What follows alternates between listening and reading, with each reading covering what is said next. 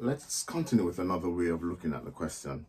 So here we use a calculator approach that allowed us to enter the original mean standard deviation. But let's say that we wanted to convert x to a standard normal variable. We'll explain what that means. And then to do the calculations that way. So an analogy may be if we are purchasing goods in a foreign country. Now, our domestic currency might not necessarily apply. So let's say, for example, we have Jamaican dollars and we go to Europe. So the Jamaican dollars might not necessarily be legal tender in Europe. And so we'd want to convert to a universal currency. And that universal currency may be the United States dollar.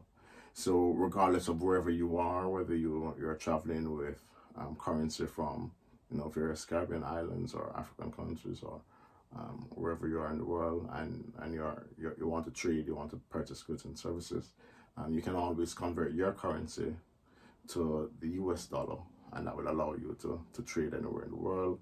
And then once you're finished trading, buying the goods and services that you want, the balance or the change can then be converted back to your domestic currency.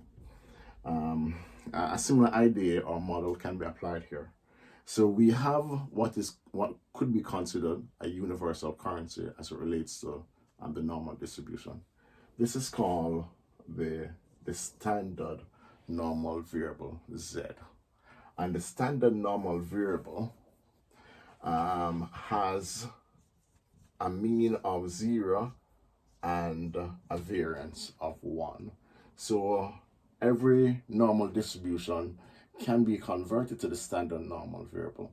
And why is it that we want to do this? Well, statisticians have calculated probabilities associated with the standard normal variable.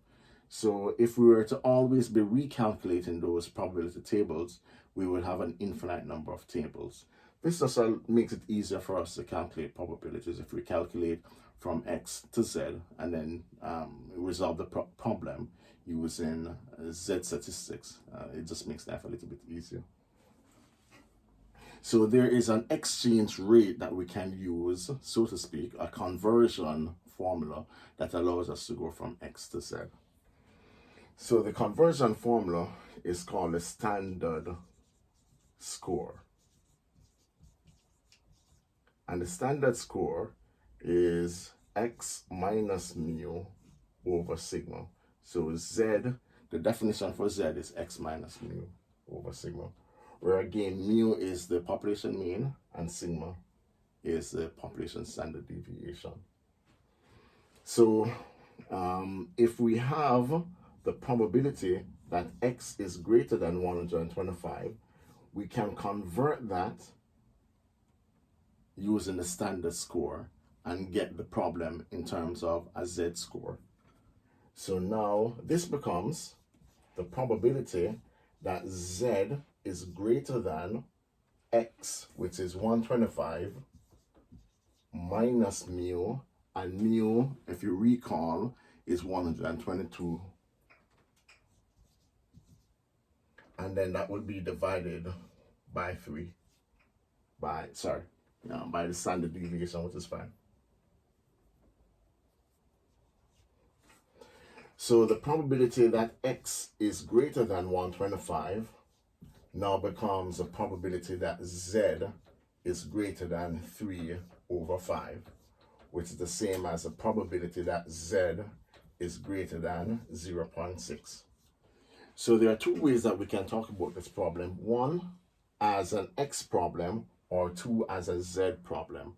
And then from here, we can go to our statistical tables and then solve the problem. So our statistical tables are normally defined where the probability is leftward facing, and therefore this would be 1 minus the probability that Z is smaller than 0.6. So we're using the fact that the probability that Z is bigger than 0.6 plus the probability that Z is smaller than 0.6 must add up to 1, and consequently the difference between 1 and the point that z is less than 0.6 is the same as the point that z is bigger than 0.6. So we can use our tables, figure out what this is, and then substitute it into the formula and get the appropriate answer. So in lieu of tables, I can use my calculator, and again go to distribution, normal, NCD. My lower will be an arbitrarily large negative number, negative 1000. My upper will be 0.6, my sigma is 1, and my mu is 0. And so here, this is the same as 1 minus 0.72574. And of course, when we do the subtraction, 1 minus 0.72574, we get 0.27426, which is roughly the same as that value. All right, so here ended the second approach to doing this question.